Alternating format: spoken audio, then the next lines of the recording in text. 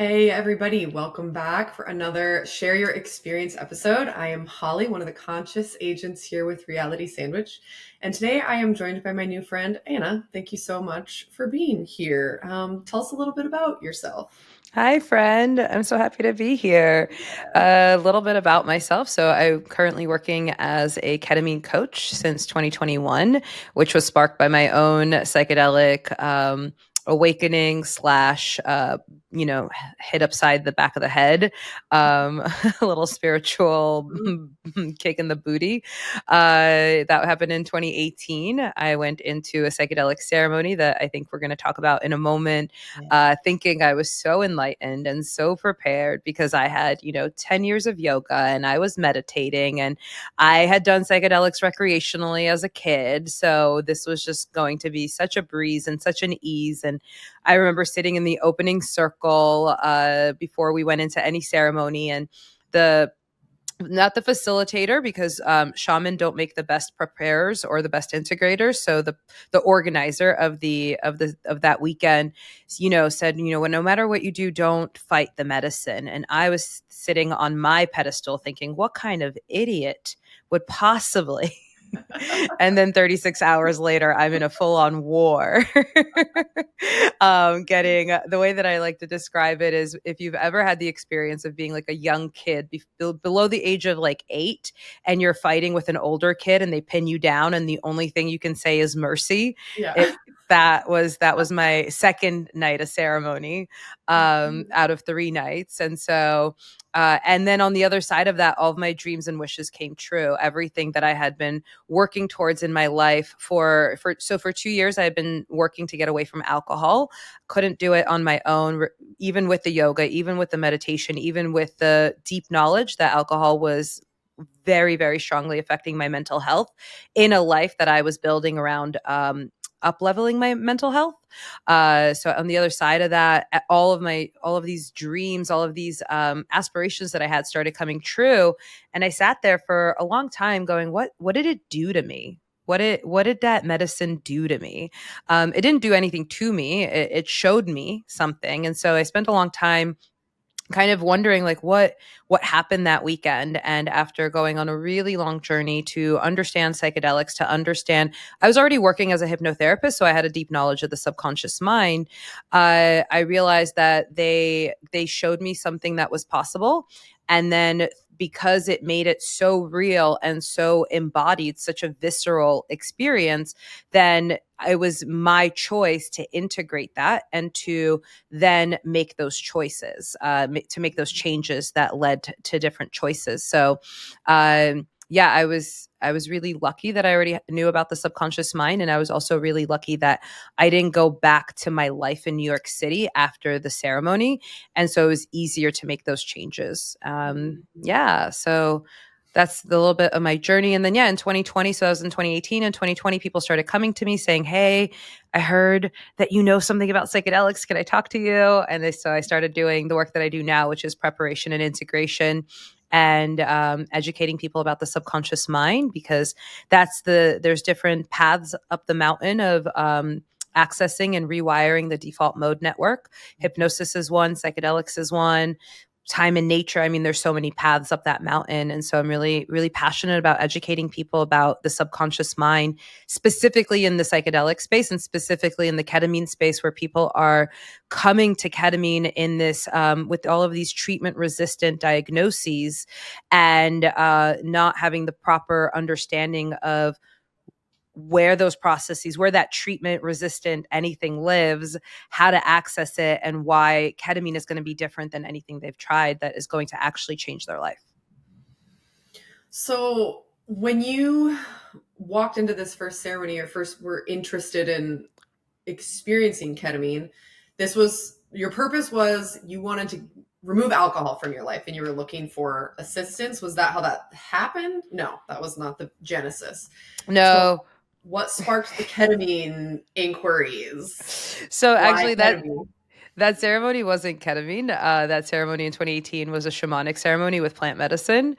Okay. And so I was curious, and this is I think a lot of people are, hearing about psychedelics, right? They're becoming more mainstream. They're in the news. There's a lot of celebrities talking about their psychedelic use, and people are getting curiosity, and people are saying, should I go do this? And my answer to that is, if it calls you, right? If you're curious and you feel the calling. So it was 2017, I started feeling the calling. I met the first person that had used anything other than, I grew up like playing around with mushrooms. That was like really, and MDMA for sure.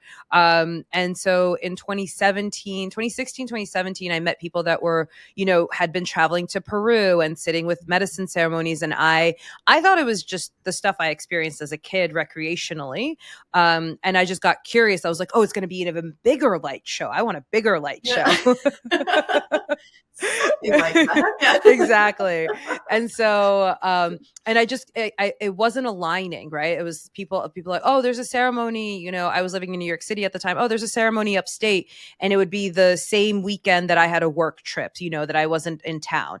And so it just wasn't aligning. It wasn't aligning until I found myself in Spain, because I was presenting at an industry conference, still in my corporate career, and it's legal there as well. So the medicine that we were working with is legal there. So we were able to, and then I ran into some friends, and they're like, "Oh, we just came out of ceremony," and I was like, "Oh!" And they had all this glow. We went out to dinner, and they're glowing, and I'm just like, "Oh!" Yeah. And the organizer was there, and I was like, oh, we're doing another one in 2 weeks. And I was like, can I join? And he says, well, it's for Spanish speakers only. And I said, well, I speak fluent Spanish. Can I join? And so I joined, and I don't think I know I didn't know the power and the potential of the medicine. And I know I didn't know that because of the pedestal I was sitting on, thinking I knew whatever the heck I thought I knew. The week intention that I set for that weekend, that now I know, set and setting and all of that is everything.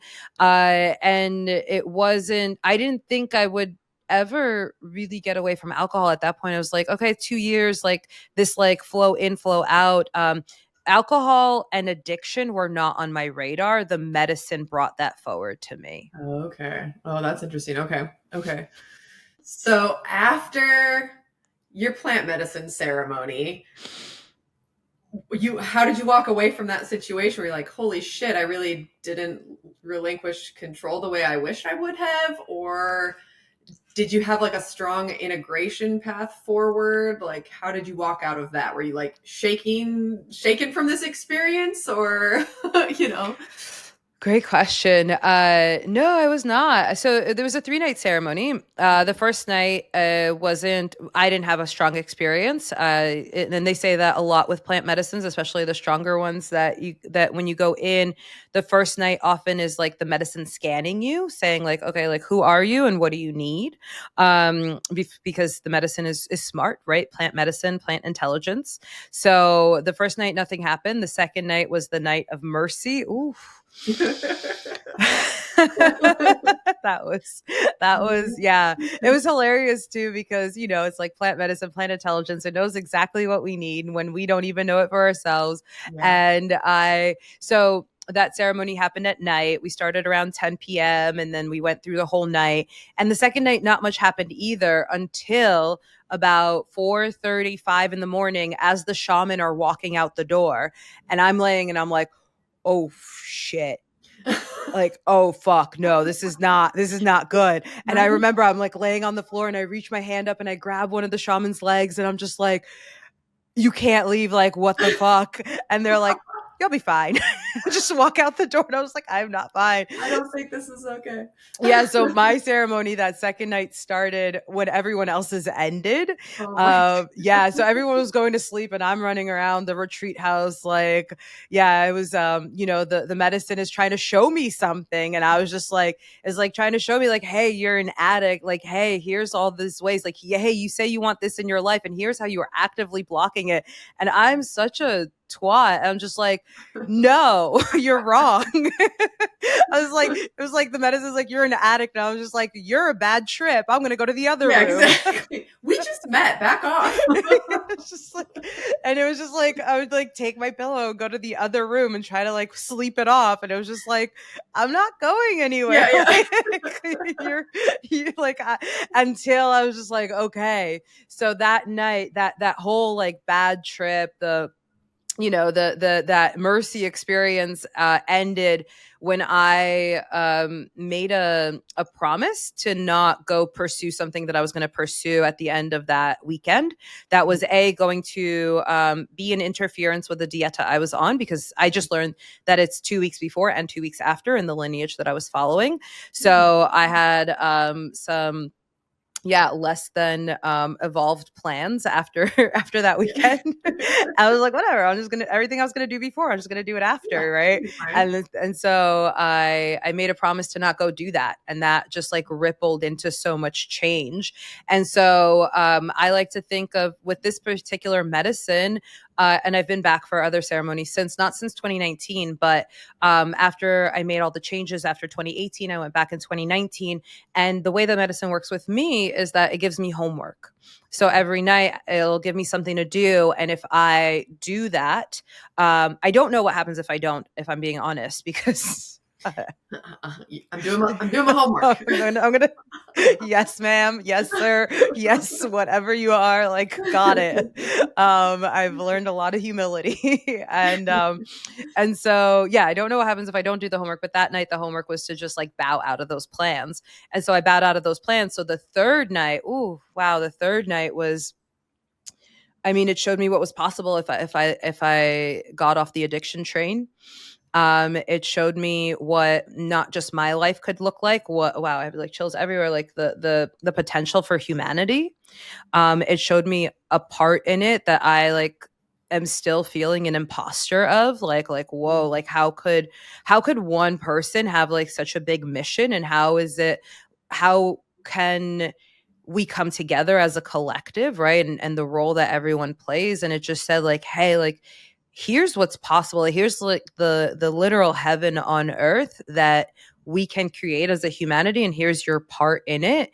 And like, and it was the most ecstatic, beautiful, wonderful, joyous night of my life. So I woke up the next morning and I did the thing that almost, I would say 50% of people do, is I walked downstairs to breakfast and I said, I'm quitting my job and I'm going to go on this path. And everybody's like, whoa, whoa, whoa, which is exactly what I tell people right now. I like just recorded a podcast episode about that. Like, hey, no big decisions. And I didn't make, the decision was made, and I took, personally, I took about 4 months to come to terms with that decision, because it was so big. And I was just like, who am I? Right. Like that Marianne Williamson quote, right? Like, it's not our shadow that we're afraid of, it's our light. Like, who are we to be this big? And so I took 4 months to just be like, and I also took 4 months away from all of my addictions all at once, which I also don't recommend, because that unraveled everything that those addictions were, coping mechanisms for. But I was really clear of like, if I'm about to walk away from a 10-year career in a very amazing field that I love, that really is a higher purpose, but has just kind of expired its purpose in my life, I don't ever want to look back on that time and be like, oh, I was hungover, or oh, I was doing it because of a substance. So I went cold turkey in everything. And that's not just alcohol. It's not just cannabis. It's also other lifestyle choices that come with alcohol and cannabis. It's 4 months of that. And at the end of that 4 months, I was just like, this could be the biggest mistake of my life. And I was like, all right, well, better make it sooner rather than later. Or the biggest, greatest risk with the biggest rewards. You never know. Yeah. There's the gamble. Yeah. It was 4 months of like, an internal war, like a real big war with myself, and war like with myself and competing needs, right? The need for security and safety, which I know now is just a really false construction. So the need for safety and security, and then the need for like mystery and spontaneity and like answering a calling, right? Like, just like, Yeah. whoa, this feels so big. And like, what if I can be a part of this? Like, what if I actually do have a role? Like, like, right? It's like the what ifs in the worst case scenario, and then the what ifs in the best case scenario. So there was a war between that for a few months. And I remember exactly where I was sitting, and I was just like, fuck it. Let's go. Biggest mistake in my life. Let's go. How did the people in your life perceive this new version of you and such a rapid change? I have no idea. I didn't talk to anybody that year. You went for it. I talked to about 5 people that whole year. Yeah. I love those people so much. They're the people that were just like, whatever, live your life, you know? And I also was really lucky that I aligned the 3D circumstances of my life, that it didn't actually look like I was doing what it was looked like I was doing. Right. So I got really lucky in that way. And so, yeah, I mean, I mentioned this earlier. So I had sublet my apartment in New York City, and I collided with the medicine while I was traveling. So when I left the medicine ceremony, I didn't go back to New York City. I kept traveling. And so it was easier to not go back to that same Yeah. context. And so the people that I spoke to, those 5 people, it was like people that I knew would support me. They were people that were just like, yeah, this sounds great. Live your life, do your thing. You know, they were other entrepreneurs, because it was part of that was leaving my corporate career and really leaning into the business that I had started the year before it as a hypnotherapist. And so I had a prayer. I live my life in prayer, apparently.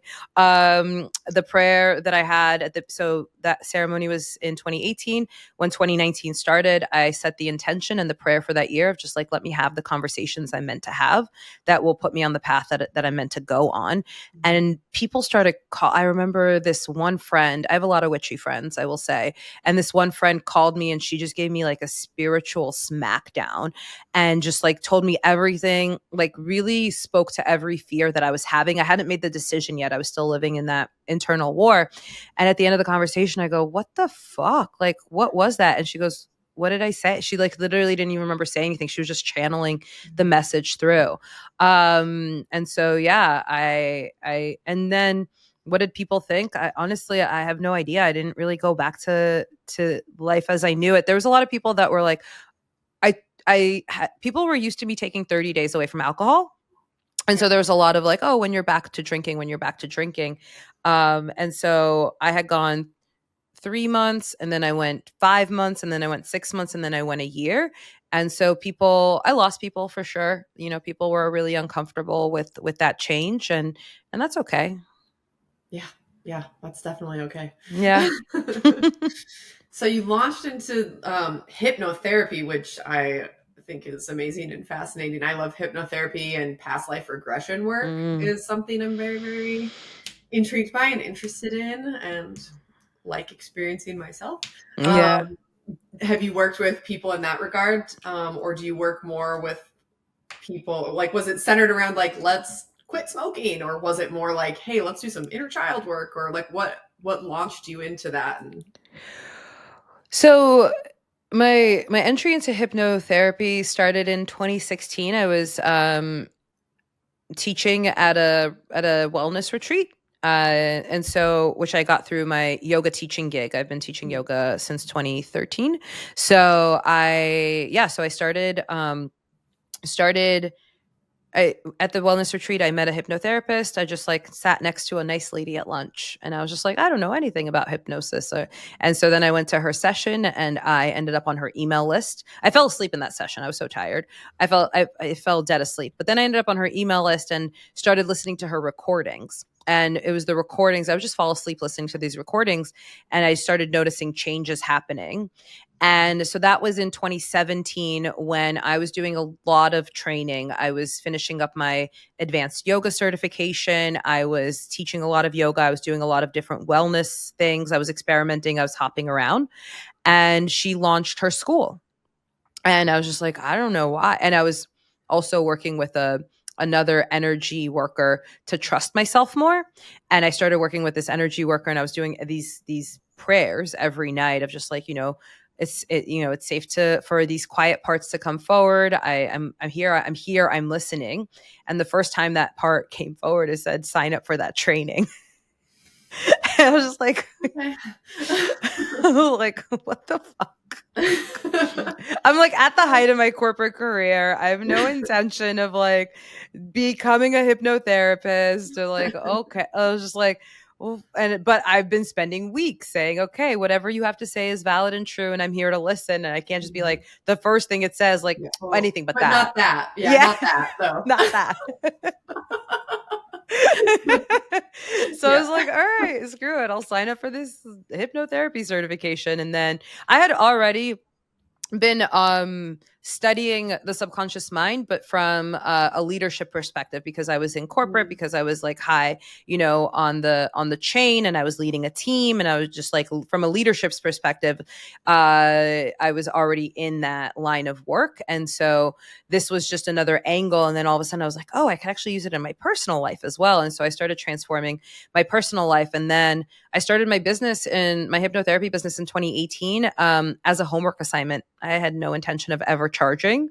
So it was just like, hey, we were already advanced. We were, I think, like 6 weeks from graduation. I said, okay, before you graduate, you need to deliver this many sessions, and they're not allowed to be paid. So I think I was charging like, it was like, well, I'm 31 years old, so I'll charge $31 a session. Yep. There you go. Yeah. Yep.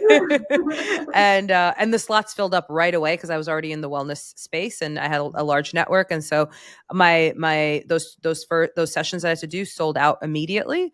And then people were referring me to people. And so I was just like, whoa. And then all of a sudden I'm just like, whoa, people's lives are changing before my eyes in ways that I hadn't imagined. And so a lot of it in the beginning was quit smoking, and I didn't know much about addiction then. I do a lot more work with addiction recovery now.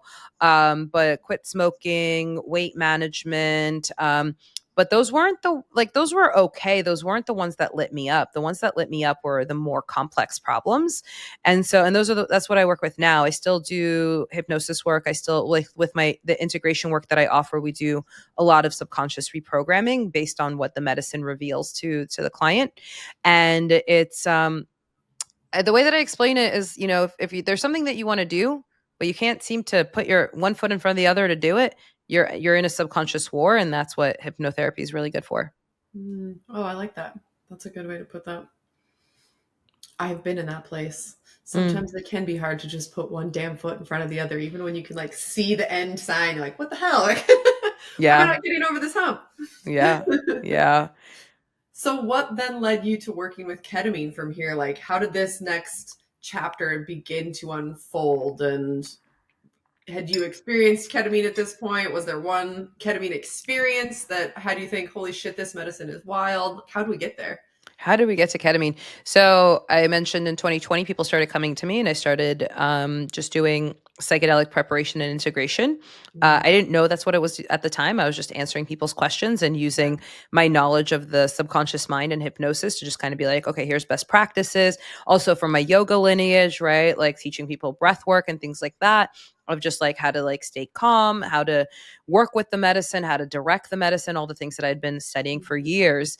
And that happened in 2020. And then I realized I was doing a lot of free work, and I was just like, well, at that point, I am no longer in corporate. Now I do need to make money.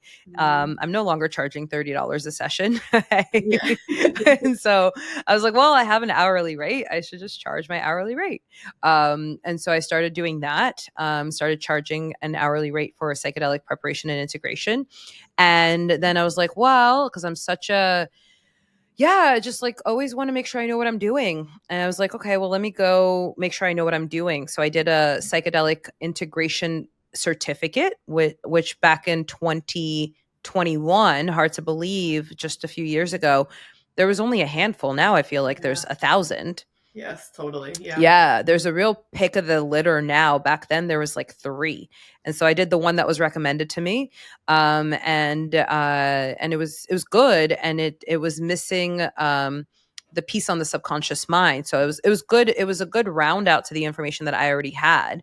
And so I went to that training going, well, I wonder if I know what I'm doing. And then they ended up hiring me to help them expand what they were doing. and Yeah. so and so I Okay. started Very working for cool. them. Yeah, I started working for them, just doing more education about the subconscious mind, and they and also coaching for them. And so and that's when I collided with ketamine coaching, was through the work I was doing with that company. And so then at that point, at that point I had tried ketamine twice. Um, and really liked it. Found it to be really, really expansive. And one of the sessions that I did with ketamine, actually, someone gifted me a little sublingual, a little trochee, and I was going through something in my life, and I made an appointment with a hypnotherapist to do a virtual session. And then I was just like, I don't know. I just like, let's see what happens if I do Let's like, I'm such an experimenter. And I was like, but what if? Yeah, yeah. Well, let's take this a so, layer deeper. Why not? oh, fuck around, find out, Yeah, exactly. so I in the way the common hypnotherapy session works is that there's like the conversation that's about like 15 to 25 minutes, and then the rest of the session is like closed eye trance work. And so I did that like pre-talk with my colleague, and then I like popped in the sublingual, and then I told her, I was like, hey, this is not going to be, because there's different types of hypnotherapy as well. There's ones that the older style of hypnotherapy is like, okay, someone puts you into a trance state and then they just feed you suggestions. What I practice and what I like to receive is more of an interactive of like, okay, like how does that, like, what are you experiencing? Do you want to go deeper, more consent based? And so the session was with a hypnotherapist that practices a similar style. And I said, hey, don't make this interactive. I don't know where I'm going. Um, and, and so I floated away, and I don't remember, which is great that I don't remember what I was dealing with, but I remember the theme was I did not feel supported. And so I'm now floating away. Ketamine is a dissociative. It takes you up and out of your body. So all of the issues that are in our tissues that are preventing us from moving forward, that are preventing us from receiving suggestions that something could be different, all of that lives in the body. And so when I'm up and out of my body and I'm hearing this hypnotherapist in my ears go, you're supported, you're so supported, I'm just like, of course I'm supported. What else could I possibly be? Obviously. Yeah. And I've really not had that issue since. And so I started combining ketamine and hypnosis in my own way. And it's been the most profound work. I still work with plant medicine here and there. But really working with ketamine, it's a repeatable, it's a consistent, right? Plant medicine comes with plant intelligence. Synthetics, you can have a repeated experience. And so I'm able to go in a predictable way and work with my own subconscious mind to reprogram it. Okay, I like that. So I have no experience with ketamine, by the way. Many other substances, but never ketamine. So I'm always curious about, people's descriptions. So it's almost like you can have an experience and sort of like tap into a layer, but the next time you can almost hit the next layer. You're like you're digging deeper every time, but you can kind of continue to work on the same. You're looking for the same root, I guess, or you could if you wanted to. Yeah, for sure. I like that. I like thinking about it like that. What makes ketamine so good at tapping into the subconscious mind? Because it's dissociative, like the removal, or something about it pharmacologically, or I don't know if it's better or worse than other psychedelics. I think they all get us there. I also know that some medicines are gentler than others.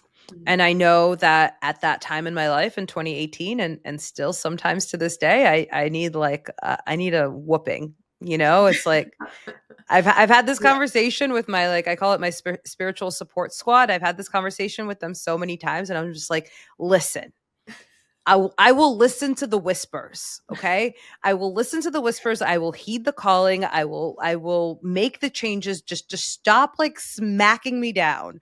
And sometimes I do and sometimes I don't. So I still receive spiritual smackdowns. I just got one about 8 months ago. Um, Great. Sometimes I'm dense, and I'm not listening, even though I think I am. But with ketamine is, listen, we're talking about different populations. Okay. So when we're talking about plant medicine, which is mostly illegal in this country, people, I think everybody can benefit from psychedelics, right? So we're talking about people that maybe have families, careers, things that are at stake that they would be nervous about, risking if they're working with illegal substances. And then to do what I did, which is to go abroad and to do it somewhere where it's legal, like, well, that's not possible to everyone. Not everyone's has the time, and not everyone's that adventurous, right? And so it's like commitment. it is a big commitment, and it's not for everyone. And so it's like with ketamine, it's federally legal. There's clinics all over the country. At home ketamine is available, even though it's not my favorite way to access ketamine for a few reasons. And I know that they're all giving you access to your default mode network. And I also know that you can have an epiphany. Listen, I had one 2 weeks ago hiking on a trail. It's like, what are you going to do? Right? You receive a download, you're driving, and you're like, you know what? For me, it's like, I need to put my phone away before bed. Like, stop. Like, I'm not scrolling. I'm not on social media. I'm like having like existential conversations with Chat GPT. Like, Yeah. Totally. I'm just like, wait, tell me, like, I'm thinking about like all the questions that I've ever had, like that are like big and expansive and are just like, whoa. I'm just like, now there's something that can entertain me in my like eternal curiosity. Yeah.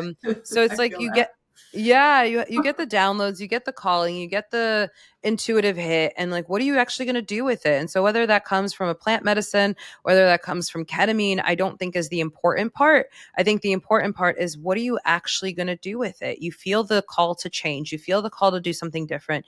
Okay, like, are you going to answer the call, or are you going to wait for some crisis that is going to make you answer that call? And I think the call is super important, and anybody that has had experience with these psychedelics of all kinds knows what that means, because it really is like, either it just enters your awareness and it's not going to go away until you listen, or it will sit in your solar plexus poking the inside of your rib cage until you explore or research or go further. Like, it's a very real, the nudge is real. But what I think a lot of times can happen, and I say this, I'm speaking totally from personal experience, you feel that call and curiosity. You're like, okay, sweet, I'm just going to do that now. And then you go and seek the thing out and you do the thing. And you're like, oh, holy shit, I have been righteously humbled. Or, wow, I suffered way more than I needed to because I wasn't prepared. And then you're spit out the other side of it. You weren't prepared going in. You sure as shit are not going to be prepared to go back to normal life tomorrow. So that's, where your work comes in, is book ending that experience with preparation and integration. So talk to me a little bit about what preparation means. We've talked about things like dietas and, some obvious stuff like setting intentions, but preparation is so much bigger than just that. Preparation is what you make of it, for sure. I like to think of it in a few different ways. So the preparation it's like with the people coming to ketamine, right? We're talking about treatment resistant. And so a lot of times the people that I work with, they've been on their mental health healing journey anywhere from 2 years minimum to like 20 plus years sometimes. Exactly. And so you have people that are used to being pathologized. You have a population that's used to receiving orders from a doctor. And you have a population that's also, the way that ketamine is, it's not right now the first line of intervention. You go to a Western doctor and you say, oh, I'm feeling a little down, I'm feeling a little depressed, or I'm feeling a little anxious. Or sometimes you don't even say that. They just kind of like hand out these diagnoses is what I'm noticing. And so, and then they're like, okay, this will help you. This will help you. This will help you. This will help you. Like, oh shit, well, we don't have anything else that'll help you. Go do ketamine. And so the reason that we can change one of the reasons we can change our subconscious mind is that we interrupt the pattern. And so a lot of the preparation, the work that I do is like saying, hey, are you ready for something that's going to work? Okay, great. You're ready. So what do you want it to work on? Oh, I want to be happy. Great. We all want to be happy. Absolutely. It's a great goal. How do you know when you're happy? How do you know you're not happy right now? What does happy breathe like? What do you do when you're happy, right? And so it's just getting people into right set and setting. The people that I work with are doing ketamine across clinics across the country. So the setting is set. I also do extra education on how to turn the ketamine session into a ceremony, right? So that there is that entering into non-ordinary states, so that they're not just like, oh, okay, like, don't go back to work that same day. I understand you might need to go back the next day. I get it. I yes, we live in a capitalistic society, PTO, I get it. Totally. Set yourself up for success, right? Like, don't just like bulldoze the experience, and don't expect the medicine to do everything for you. Ketamine is not going to change your life, but it's going to make you changing your life possible. Great. What changes do you need to make? And then all of a sudden the subconscious benefits, right? The neurotransmitters changing are just like, oh, actually, you know what? I do want to eat more vegetables.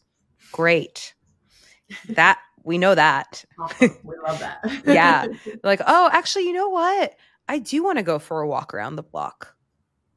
And so then it's like that is the pathway to actually changing your life, is by making different choices. And so it's the preparation work is, okay, this is going to work. I'm telling you, this is going to work. There's enough studies, there's enough clinical research that this is going to work, but it's only going to work if you work. So if this works, and it's going to, what is it going to make possible for you? What would you like to change? And know that you're going to be an active participant. This isn't going to, and again, people come out of the ketamine, I need to quit my job, I need to leave my partner, I need to move cities. Great. Let's talk about that in 6 to 12 weeks. Let's see if it's still relevant in 6 to 12 weeks. In ketamine, the gold standard right now is 6 sessions. For some treatment-resistant depression, they're showing 10 sessions plus. Great. So every single session, I like to explain it like you're gathering a little puzzle piece. We're not putting the puzzle together. We're just gathering the puzzle pieces. Then after you go through that 6-pack, you go through that 6 sessions, or sometimes it's 8, sometimes it's 10, sometimes it's 12. You go through all of that work, and then it's like, okay, now we have the puzzle. Let's put it together. What's the bigger picture here, right? And also, if the calling to leave your job and leave your partner and move cities and abandon your life and all of that, if it is the answer, if it is a calling, if it is your higher self saying, hey, this is the next step in your journey, then great. It'll still be relevant in 2 months. Yeah. It's not going anywhere. That's a really great way to look at it. I like thinking about it like those puzzle pieces, because I imagine too, again, from personal experience, like sometimes it's not so much that I'm being called to blow up my life or make insane radical choices. I'm being poked at to shift my perspective. Like, hey, you don't have to change all this stuff around you, but what if you changed the way you approached it, or just shifted the lens on how you're viewing these things? Sometimes it's as simple, when I get stuck on these roadblocks, it's like, wow, you just haven't really been very grateful. Or wow, you haven't made any habit changes in a while. Is there something that maybe you could kick to the curb in your day-to-day that would alleviate this feeling you have that you think is XYZ, but is actually ABC, So I like how you're talking about these pieces, because these experiences are little parts of a whole. Like you still got to go back to work the next day, and you still got to feed the dog, or, tune up the car, or whatever all the real life stuff is. We got to work in and around those systems. So I like that. I like that. And then, the integration is on the other side of, this is every day for the rest of my life. Like I'm here every day for the rest of my life. I'm going to show up. So what does it look like, And the integration piece is never done. You know, No.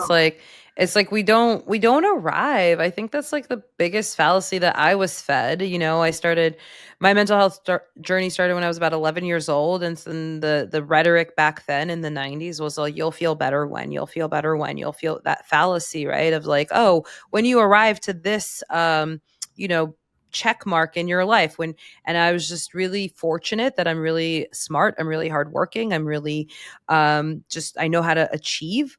And so I arrived to all of those little check marks around the age of, around the age of 30. And then I was still laying on the floor, staring at the ceiling, deeply depressed, going, well, then there's obviously something wrong with me, because I did everything that they told me to do and I still don't feel happy. I'm still laying on the floor, staring at the ceiling, wondering like, what is this it?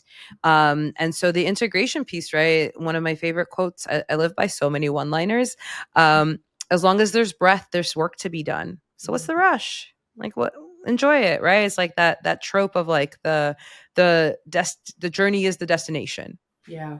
Right. So it's like, great. So enjoy that, because nobody's making it out alive.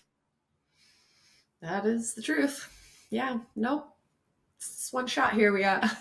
Well, yeah, like, where are you rushing to? Like, where are you going? It's so hard though to decondition ourselves from those like checkpoints, whatever they are, whatever everybody was raised in a different manner, a different place to think those check marks are for them along the way. It's so hard to break out of those molds and think like, I have to have my internal compass, and whatever that path is for me, and it can't be for anybody else, because I'm not in service to other people when it comes to what I do with my time and energy. Like it has to be here. What are some of the most like practical integration tips that you offer people? What are the most practical integration tips I offer people?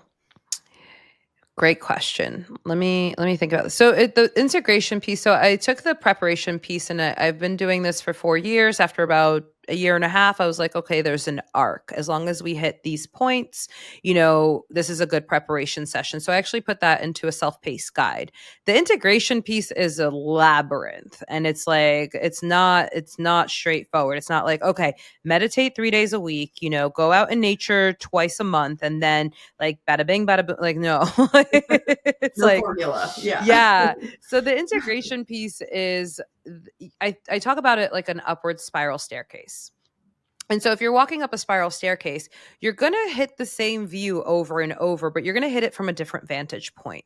And so the best integration piece is to notice. Okay. And different people have different ways of noticing. And I love my toolbox, right? In my toolbox, I have time in nature. I have yoga. I have meditation. I have hypnosis. I have really long baths. Like I do my best spiritual work in the bathtub, Yeah. And so it's like whatever gets you to notice what you're feeling. And hi, who taught us to feel our feelings? I was never taught that. I wasn't taught that. No.